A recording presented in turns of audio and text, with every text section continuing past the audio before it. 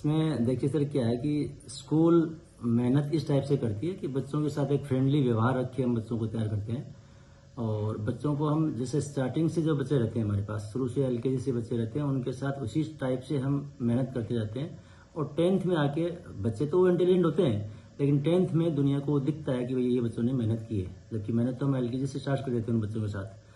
और 10th की अगर रिजल्ट की बात करें अपने साल की, तो हमारे पास 45 बच्चे थे। 45 बच्चों में से 18 बच्चों ने 90+% प्राप्त किए हैं।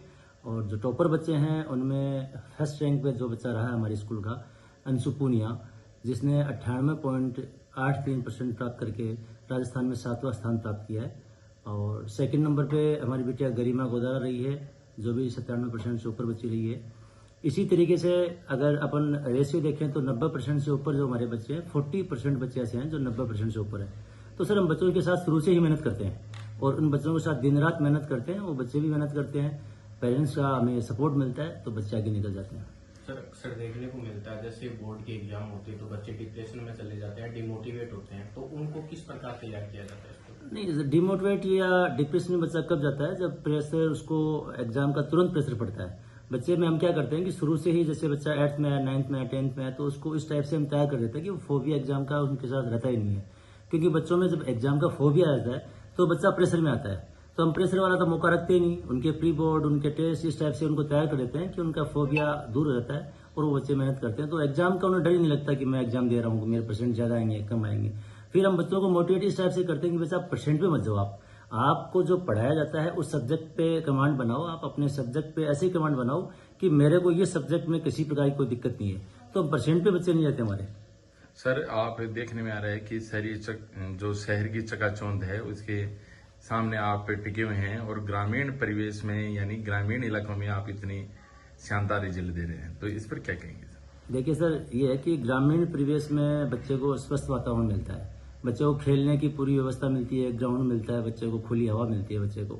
और माहौल भी हम ऐसा क्रिएट करते हैं कि बच्चा पढ़ाई के अलावा बाकी चीज़ों में ध्यान नहीं लगाए।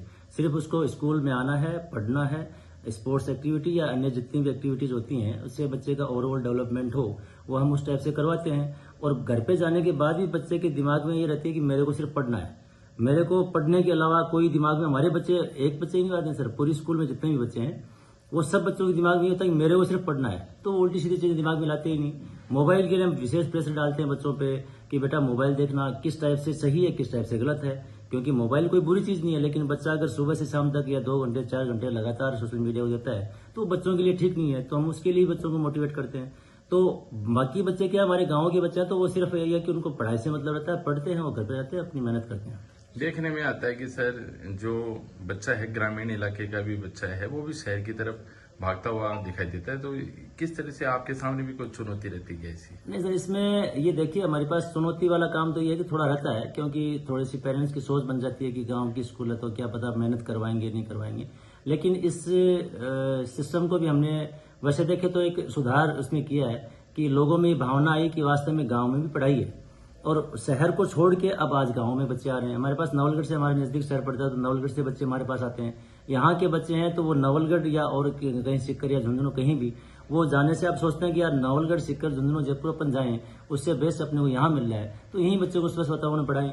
और सर गाँव की पढ़ाई आज ऐसी पढ़ाई, वो पहले के जमाने नहीं रही पढ़ाई, आज से 20-30 साल पहले की अलग चीज थी। आज गाँव में वो पूरी सुविधा है जो सिटीज में होती है। तो अब गाँव के बच्चे हैं शहरों की तरफ लाइन कम होने लग गए। और विशेषकर मैं तो यहाँ की बात करूँ तो यहाँ के बच्चे वास्तव में मोटिवेट भी हैं हमारे से, प्लस यहाँ बच्चे आते भी हैं, अच्छे एडमिशन आते हैं। सर स्कूल समय के अलावा बच्चों के डाउट्स है वो कैसे क्लियर किए जाते हैं? स्कूल समय के अलावा डाउट्स में हम क्या करते हैं कि बच्चे को, जैसे हम स्टार्ट करते हैं सेशन, उस वक्त से ही हम बच्चे को तैयार करते हैं। अब जैसे बच्चा 9th में आया तो 9th के डाउट्स वो हम क्लियर कर देते हैं। आते तो कुछ टॉपिक 9th वाले 10th में भी है, तो हम वो टॉपिक 9th में क्लियर करते हैं। और बच्चे पे इस टाइप का छोड़ते ही नहीं कि 10th में आते उस पर डाउट ज्यादा हावी हो जाए, तो शुरू से ही हम करते हैं। प्लस जो बच्चा अगर रुक के स्कूल ऑफ होने के बाद में स्कूल में रुक के अगर मेहनत करना चाहे, टीचर हमारे पास अवेलेबल रहते हैं। हम बच्चों को कहते हैं कि बेटा आप 1 घंटा 2 घंटा रुक के कोई डाउट वगैरह क्लियर करने हैं तो कर लो आप। इंटरवल में बच्चे, अगर कोई बच्चा सर्टिफिकेट नहीं लाते हैं, खाना नहीं खाते हैं, तो वो यहाँ डाउट क्लियर करवाते हैं। तो ऐसे हमारे पास, मतलब कह रहा हूँ कि 12 से 15 घंटे बच्चे आ सकते हैं स्कूल में, प्लस उनसे डाउट पूछ सकते हैं टीचर से। और सर स्कूल में जैसे पढ़ाई के अलावा और कौन कौन सी एक्टिविटीज है जो करवाई जाती हैं? पढ़ाई के अलावा सर स्पोर्ट्स हमारे पास फैसिलिटीज़ है, पेंटिंग है, जुम्बा क्लासेस भी हम करवाते हैं और अपना स्पोर्ट्स में हम बढ़िया काम कर रहे हैं, म्यूजिक भी करवाते हैं। स्पोर्ट्स में हमारे बच्चे नेशनल स्टेट लेवल तक बच्चे जाते हैं और स्पोर्ट्स का मेरा ये मानना है कि सर स्पोर्ट्स से बच्चे का सर्वांगीण विकास होता है।